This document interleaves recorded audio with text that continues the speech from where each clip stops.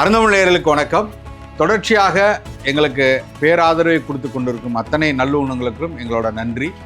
எங்களோட எல்லா காணொலிகளையும் பார்க்கக்கூடிய அத்தனை பேரும் மறக்காமல் சப்ஸ்கிரைப் பண்ணுங்க. ஏன்னா வரக்கூடிய அத்தனை பேரும் 88% மேலே சப்ஸ்கிரைப் பண்ணாமல் பார்த்துட்டு போகிறாங்க அப்படின்னு. நீங்கள் கொடுக்கக்கூடிய இந்த பெல் பட்டன் அழுத்தி நீங்கள் கொடுக்கக்கூடிய சப்ஸ்கிரைப் பண்ணுறது தான் எங்களை இன்னும் மேலும் உற்சாகப்படுத்தி நிறைய காணொலிகள் புது புது விஷயங்களை உங்களுக்கு கொண்டு வந்து சேர்க்கறதுக்கு உதவும். மறக்காமல் சப்ஸ்கிரைப் பண்ணுங்க, பெல் பட்டன் அழுத்துங்க. நன்றி.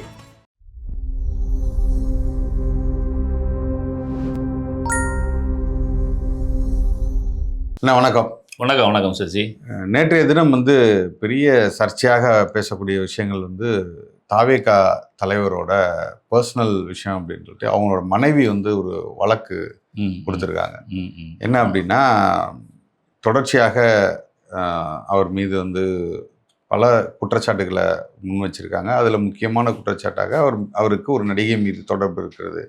அந்த நடிகையின் பெயரை காலம் வரும்போது குறிப்பிடுவேன் அப்படின்னு சொல்லிட்டு. குறிப்பிடுவேன்னு மட்டும் இல்லை, அவங்கள ரெஸ்பாண்டண்டா சேர்க்கறதுக்கு எனக்கு பெர்மிட் பண்ணணும், நான் அதை வரும்போது சொல்றேன்னு சொல்லுவேன். இது ஒரு பெரிய பேசுபொருளாகவும் பெரிய ஒரு விவாதமாகவும் கிளம்பி இருக்கு. ஒரு பக்கம் என்ன சொல்றாங்க, இல்லை இது அவரோட பர்சனல் லைஃப், அதை பற்றி எதுவும் பேசக்கூடாது அப்படின்னு ஒரு இன்னொரு பக்கம் என்ன சொல்கிறாங்க, தாவேகாவினரே என்ன பண்ணுறாங்கன்னா நேரடியாக அவரோட மனைவி மீது தாக்குதல் நடத்த ஆரம்பிச்சிருக்காங்க. இவங்க அப்படியா இப்படியான்ட்டு ஒட்டுமொத்தமாக அவர்களை குறை சொல்லி பேச ஆரம்பிச்சிட்டாங்க. விஜயின் ரசிகர்களாக இருக்கக்கூடியவங்க இன்னும் உச்சகட்டத்துக்கு போய் நாங்களாம் இல்லையா அவருக்கு அப்படிங்கிற மாதிரிலாம் பேச, வெறுமனா நாங்கெல்லாம் இல்லையான்னு சொல்ல நான் சுக்கா சொல்கிறேன். பெண் ரசிகைகள் பேசும்போது நான் சில யூடியூப் சேனல்ஸ்ல வந்ததெல்லாம் பார்த்தேன். நாங்க அவருக்கு அக்காவா இருக்கோம், தங்கையா இருக்கோம், என் பொண்டாட்டியோட நாங்க இருப்போம். 1000 தங்கச்சி இருக்கிறோம், 1000 அக்கா இருக்கிறோம், பொண்டாட்டியா கூட இருந்துட்டு போறோமே அப்படின்னு பேசுறாங்க. ரொம்ப சில ஆண் ரசிகர்கள், அவருடைய ஃபாலோவர்ஸ், இல்ல அவர் கட்சியை சார்ந்தவர்கள் சங்கீதா 200 rupees ஊப்பியா மாறிட்டாங்க, திமுகவுடன் நிக்கிறாங்க அப்படிலாம் பேசுறாங்க. ஆனா நீங்க உங்களோட பார்வை என்னென்ன, முதல் பார்வை நீங்க இதை எப்படி அணுகுறீங்க? இது குடும்ப விஷயம். நிச்சயமா குடும்ப விஷயத்தை விவாதிப்பது அப்படின்றது சரியில்லை தான், அதில் மாற்றுக்கிறது இல்லை. ஆனால் அதில் இன்னொரு விஷயம் என்ன இருக்குன்னா, ஒரு குடும்ப விஷயத்த ஒவ்வொருத்தரும் எப்படி அணுகுறாங்க, ஹேண்டில் பண்ணுறாங்கன்றது இருக்குல்ல, அது ரொம்ப முக்கியமானது. நம்ம இதில் முக்கியமாக சொல்ல வேண்டியது, நம்ம எதிர்க்கட்சிகள் இதை பயன்படுத்தி, இதை வழக்கமாக அரசியலில் ஒரு எதிர்க்கட்சி தலைவருக்கு இந்த மாதிரி ஒரு சிக்கல் வருதுன்னா, அதை அவங்களுக்கு எதிரணியில் இருக்கிறவர்கள் அதை பயன்படுத்தி கொள்வதுன்றது இயல்பான ஒன்று தான், அதில் நம்ம இல்லைன்னு சொல்லலை. ஆனால் அது ஒரு நாகரீகத்துக்கு உட்பட்டு அவரை எக்ஸ்போஸ் பண்ணுற மாதிரி பயன்படுத்துவாங்க. அதான் அதை டிஃபெண்ட் பண்ணுறவங்க அவங்க கட்சிக்காரங்க இது இப்போ சொல்கிற மாதிரி 200 rupees ஊபிஸ்ன்ற மாதிரி சங்கீதாவை விமர்சனம் பண்ணுற மாதிரி ரொம்ப கொச்சையா அவருக்கு எதிராக அலிகேஷன் வைக்கிறாங்களோ, இது வேற ஒரு விவகாரத்தில் இருந்தால் பரவாயில்ல. அவருடைய குடும்ப வாழ்க்கையில ஒரு 25 ஆண்டுகள் அவரோடு வாழ்ந்த அவருடைய காதல் மனைவி அலிகேஷன் வைக்கிறாங்க. குழந்தைங்களையும் அதுல இன்வால்வ் பண்ணி தான் வைக்கிறாங்க. ஆமா, ஆனா குழந்தைங்களுக்கும் அவர் சரியான பண உதவி எதுவுமே செய்யலை, எங்களுக்கும் பண உதவி செய்யலை அப்படின்னு சொல்லி. இன்னொன்று, இது அவர் கட்சி ஆரம்பிச்சது 2023 தான். ஆனா இது 2019, 20 அந்த காலகட்டத்திலே அவங்களுக்கு இடையில பல பஞ்சாயத்து நடந்திருக்கு, காம்ப்ரமைஸ்லாம் நடந்திருக்குது, இது சம்பந்தமான பேச்சுவார்த்தை நடந்திருக்குது. அதுக்கப்புறம் 21லயே எக்ஸ்சேஞ்ச் ஆஃப் நோட்டீஸ்லாம் நடந்திருக்கு. லீகல் நோட்டீஸ் கொடுக்கறதெல்லாம் 21, 22லயே நடந்திருக்குது. நடந்து சரி ஏதாவது செட்டில் ஆகும் அப்படின்னு சங்கீதா பார்த்துக்கிட்டு இருந்து, சங்கீதா விஜய் பார்த்துக்கிட்டு இருந்துட்டு அதுக்கப்புறம் இந்த வழக்கை தாக்கல் பண்ணியிருக்காங்க. இந்த வழக்கை தாக்கல் பண்ணதும் டிசம்பர்லேயே தாக்கல் பண்ணியிருக்காங்க. எப்பவுமே HMOP ஃபேமிலி மேட்டர்ஸ் மாவட்ட அமர்வு நீதிமன்றத்தில் தாக்கல் பண்ணி அங்கிருந்து சப்கோர்ட் அதை விசாரிக்கிற ஃபேமிலி கோர்ட் சப்கோர்ட் லெவலில் உள்ள ஜட்ஜஸ் தான் விசாரிப்பாங்க. அவங்களுக்கு அதை டிரான்ஸ்ஃபர் பண்ணுவாங்க. அது மாதிரி நேற்று அது டிரான்ஸ்ஃபர் ஆகி அது எந்த கோர்ட்ல விசாரணைக்கு வர வேண்டுமோ அந்த நீதிமன்றத்துக்கு அதுல கால் பண்ணியிருக்கிறாங்க. அதனால நான் கால் பண்ணி சம்மன் அனுப்ப சொல்லி உத்தரவு போடும்போது அது அட்வொகேட்ஸ் இருப்பாங்க, உள்ளுக்கு ஸ்டாஃப்ஸ் இருப்பாங்க. அது வெளிப்படையாக வெளியே வந்திருக்குது, நம்ம பேசு பொருளா மாறி இருக்குது. இது நம்ம என்ன அப்படின்னு சொல்லி சொன்னா, இதை நம்ம 2-3 கோணத்துல இதை பார்க்க வேண்டி இருக்குது. விஜய் இதை எப்படி ஹேண்டில் பண்ணியிருக்கிறாரு, ஒரு சாதாரண மனிதன், இது எல்லா குடும்பங்களையும் உள்ளதான். இந்திய குடும்பங்கள் இல்லாத குடும்பம் எதுவுமே இல்லை. ஆமா, எல்லா வேறுபாடுகள் இல்லாத குடும்பமே கிடையாது. அதனால கருத்து வேறுபாடுகளை எப்படி ஹேண்டில் பண்றாங்க அப்படின்றதுதான். இப்போ விஜய் இன்னைக்கு பெரிய அரசியல் தலைவர். மக்களுடைய பிரச்சனைகளை எல்லாம் கையில எடுத்துக்கிட்டு அதை ஹேண்டில் பண்ண வேண்டிய பொறுப்புல இருக்கிறவர் தன்னுடைய சொந்த பிரச்சனையை அவர் எப்படி ஹேண்டில் பண்ணிட்டு இருக்கிறாரு அப்படின்ற கோணத்துல அதை பார்க்க வேண்டிய தேவை இருக்குது. இப்போ இது ஒரு ஃபேமிலி மேட்டர்.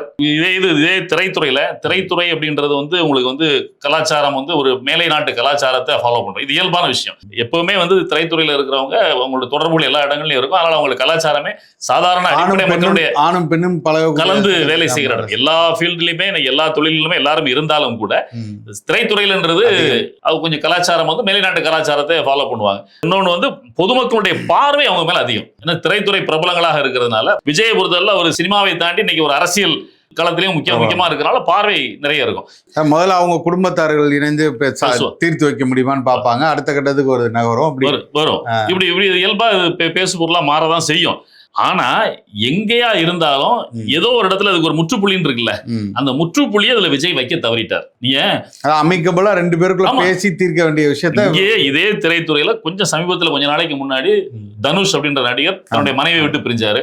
அந்த மனைவி வந்து மிகப்பெரிய செல்வாக்குள்ளவங்க, ரஜினி அப்படின்ற ஒரு பெரிய திரை பிரபலத்தினுடைய மகளா இருந்தால் கூட அவங்க வந்து பேசி பிரிஞ்சுக்கிறாங்க. ஜிவி பிரகாஷ், சைதன்யா, அதான் இவங்க எல்லாம் வெளியே தெரிந்த தவிர யாருமே குற்றச்சாட்டு பெருசா வைக்கல.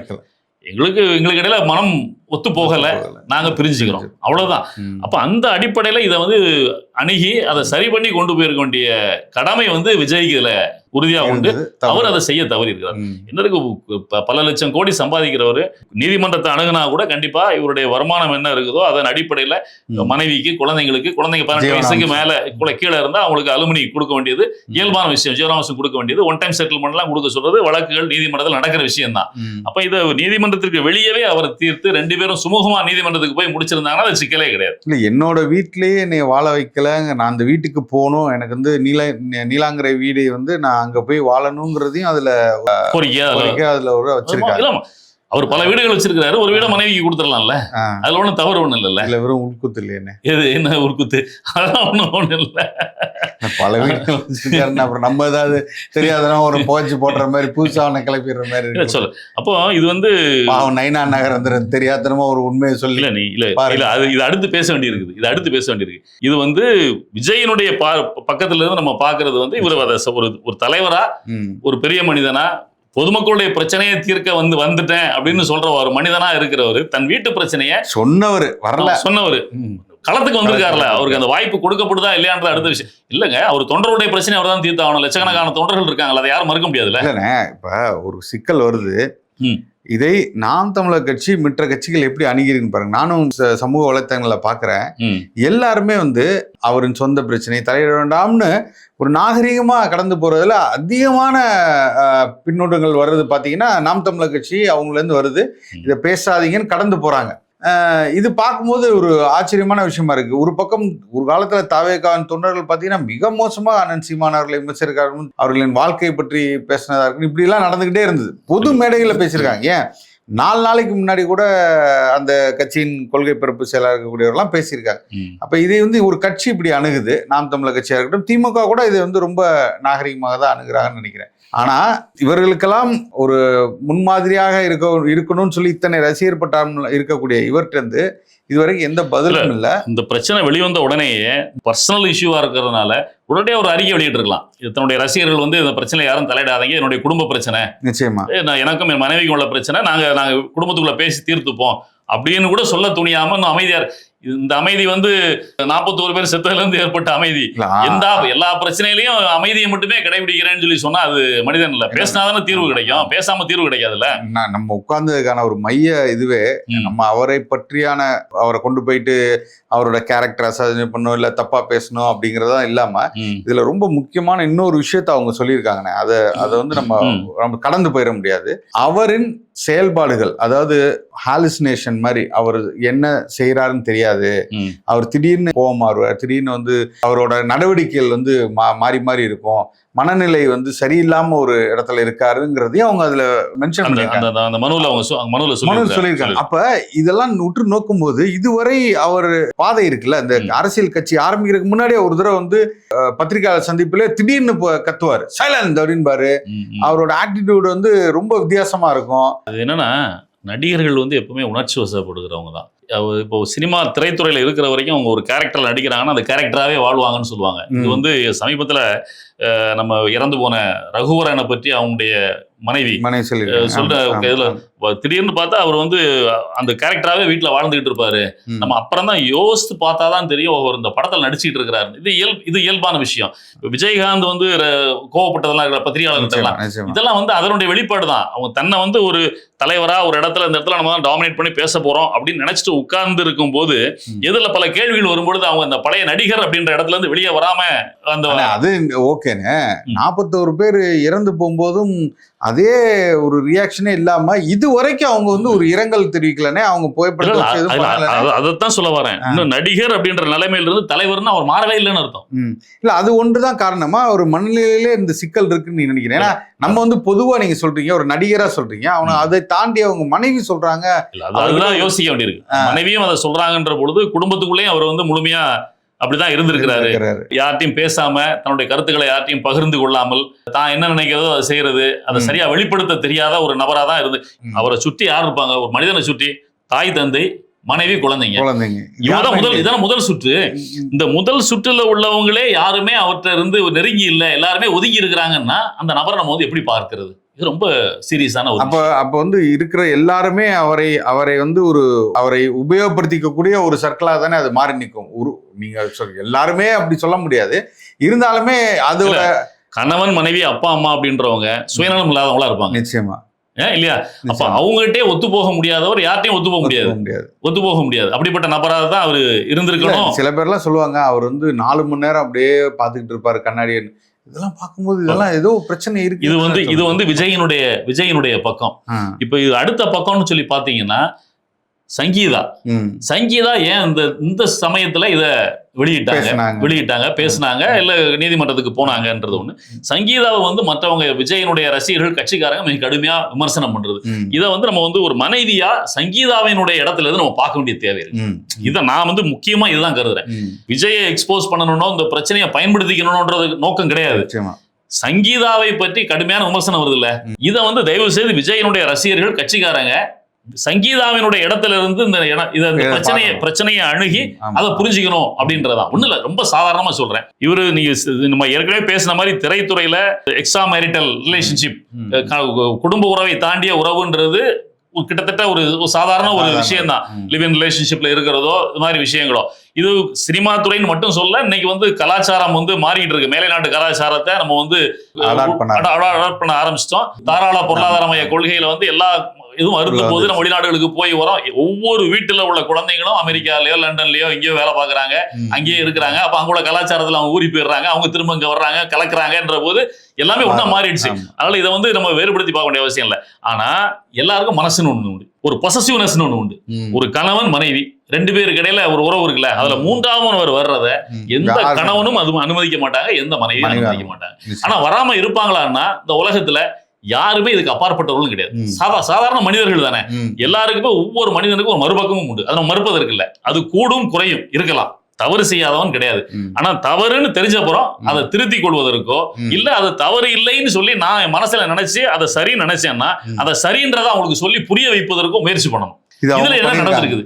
அவங்க பண்ணிருக்காங்க. அந்த மனுவிலே சொல்றாங்க. இதை பலமுறை 2019-20 காலகட்டத்திலேயே அவர்கிட்ட பலமுறை பேசி ஒரு நடிகையோட அவங்களுக்குள்ள உறவுமுறையை விட்டுருங்கன்னு சொல்லி பலமுறை பேசியிருக்கிறேன். ஆனா அவர் அதை செய்யவே இல்லை அப்படின்றது அவங்களுடைய செய்யவே இல்லை. கணவன் மனைவிடையே அப்படின்னா ரைட், அதை மறைச்சிட்டு கூட இருக்கலாம், அவங்களும் சரின்னு வாழ்ந்துட்டு இருக்கலாம். ஆனா இதுல முன்னும் 3வது ஒரு கேரக்டர், எந்த நடிகையோட இவர் உறவுல இருக்கிறாங்கன்னு சொல்றாங்களோ அந்த நடிகைகள் எப்படி நடந்துகிட்டாங்கன்னு நம்ம பார்க்க வேண்டியது. இது யாரும் பாக்குறது இல்ல.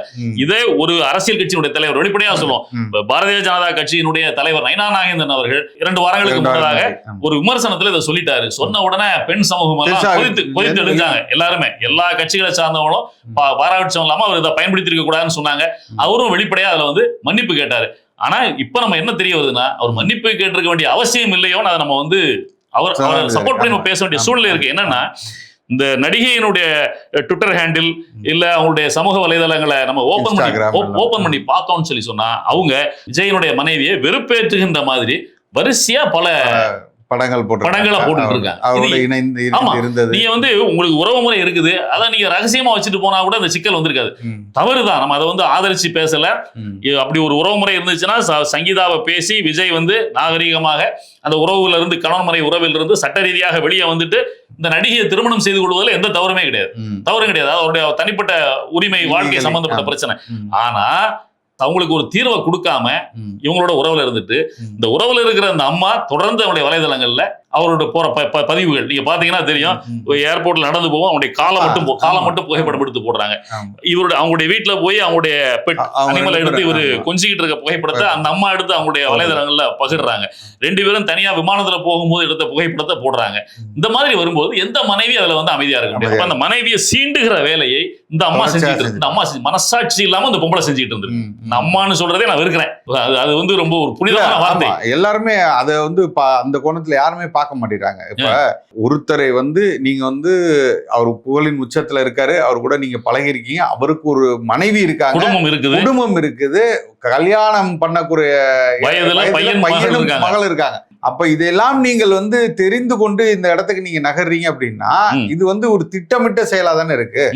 இப்ப நீங்க விஜய் அவர்களிடம் பேசியிருக்காங்க போல எனக்கு தெரிந்து இதை சங்கீதா அவர்கள் இவரிடம் கூட பேசியிருக்க வாய்ப்பு இருக்குங்கிற. விஜயை விட பெரிய சைக்கோ, அந்த பேரை சொல்லாம அந்த நடிகைன்னு பேசிட்டு இருந்தோம். த்ரிஷான்ற நடிகை தான் நினைக்கிறேன். ஏன்னா ஒரு குடும்பத்தை கெடுக்கிற வேலையை ரொம்ப தெளிவா செஞ்சுட்டு இருந்திருக்காங்க. ட்விட்டர் ஹேண்டில் அதுல எல்லாம் அந்த புகைப்படங்களை வரிசையா போடுறது விஜயனுடைய மனைவியை வெறுப்பேற்றுவதற்காகவே செஞ்ச மாதிரி இருக்குது. அவரோட ஒரு இடைவெளி விட்டு ஏதாவது புகைப்படங்களை பகிர்ந்துகிட்டே இருக்கிறாங்க, தொடர்ந்து பகிர்ந்துட்டு இருக்காங்க. இது தேவையில்லாத வேலை. அப்போ ஒண்ணு அவங்களும் நடிகை, கோடிக்கணக்கில் சம்பளம் வாங்கினவங்க, சம்பாதிச்சவங்க, 2 பேரும் கனவு அவர்கிட்ட விஜய்கிட்ட பேசி மனைவிக்கு ஏதாவது செட்டில் பண்றீங்க, வாங்க முதல்ல அந்த லைஃப்ல இருந்து வெளியே வாங்க, நம்ம ஒன்னா சேர்ந்து வாழ்வோம்னு சொல்றாரு. ஒன்னும் தப்பு இல்ல. 2 பேரும் அண்ணன் அண்ணியா கூட அந்த கட்சியை வழிநடத்திட்டு போயிடலாம், ஒன்னும் பிரச்சனை இல்ல. அப்போ உண்மையான டிவிக்கு அதான் இருக்கும். அதுக்கு பேர் சொன்னா அது பேர் இருக்கும். அப்போ அதையெல்லாம் தாண்டி இந்த அம்மா செய்யறதுன்னு இருக்குல்ல, இது மிக கொச்சை. உண்மையிலேயே வந்து விஜயனுடைய ரசிகர்கள் கட்சிக்காரங்க செய்ய வேண்டியது என்னன்னா திரிஷாவை போட்டு கிழிக்க வேண்டியது. இதை விட்டுட்டு சங்கீதாவின் பக்கம் அவங்க திரும்பி அவங்கள விமர்சனம் பண்றதுன்றது மிக தவறான விஷயம் அந்த இதுல. அதனால இதை வந்து தயவு செய்து விஜயனுடைய ரசிகர்கள் கட்சிக்காரங்க தயவு செய்து புரிஞ்சுக்கணும். நம்ம இதை வந்து இன்னும் சொல்றோம், இதை வேற மாதிரி கொச்சையாவோட நம்ம இதை பேச முடியும், விமர்சனம் பண்ண முடியும், வைக்க முடியும். நம்ம அதை பேசவே விரும்பல. நீங்க யாருக்கு எதிராக பேசுறீங்க அப்படின்றத பாத்துக்குவோம். தயவு செய்து விஜயனுடைய ரசிகர்கள் கட்சிக்காரங்க த்ரிஷாவினுடைய ட்விட்டர் ஹேண்டில்லையோ இன்ஸ்டாகிராம் பக்கத்திலேயோ போய் பாருங்க. நீங்க உங்க வீட்டுல உங்களுடைய மனைவி, உங்களுடைய கணவர், உங்களுக்கு இடையில ஏதாவது ஒரு இஷ்யூ இருந்து அதை அந்த மாதிரி வெளிப்படுத்தி போட்டுக்கிட்டு இருந்தாங்கன்னா உங்களால தாங்க முடியுமா? அப்ப இதெல்லாம் பார்க்கணும்ல, பார்த்துட்டுலாம் நீங்க வந்து பேசணும். அதை விட்டுட்டு வெளியே வந்து பொது இடத்துல வந்து அவர் என்ன அண்ணனா வச்சுப்பாரு, தங்கச்சியா வச்சுப்பாரு, நான் பொண்டாடியா இருப்பேன், என் புருஷனை விட அவரை தான் ரொம்ப ரொம்ப பிடிக்கும். என்னது கேவலமானது இல்ல. இதேதான் நான் சொல்றேனே. இப்ப விஜய் அவர்கள் இந்த அளவுல வந்து தொடர்ச்சியாக விமர்சனம் வந்து கொண்டே இருந்தது.